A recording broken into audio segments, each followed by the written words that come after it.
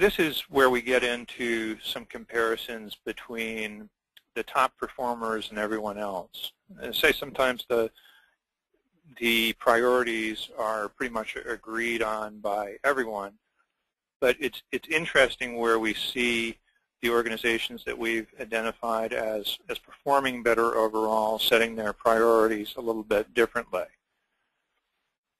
So in the when you see one of these numbers up and to the right, that's actually the everyone else segment.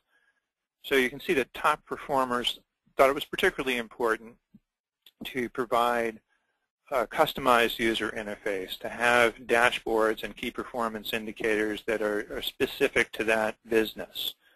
And maybe it's even better if we can help people go out and find that information themselves.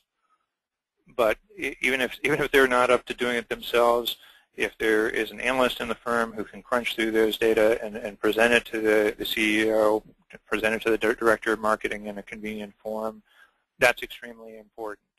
The top performers put a high priority on that.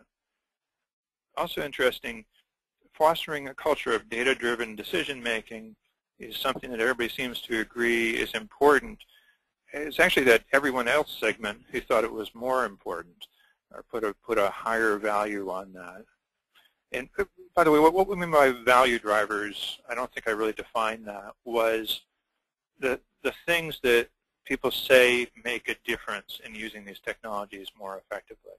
Now, obviously, having a culture of data-driven decision-making, meaning that when you get interesting information out of the BI system, the people actually pay attention to it and change the way they do business as a result, that's very important. Our supposition is that maybe the top performers put a little bit less emphasis on that because they've achieved it to a greater extent, and the folks in that everyone else segment are still seeing that as an obstacle.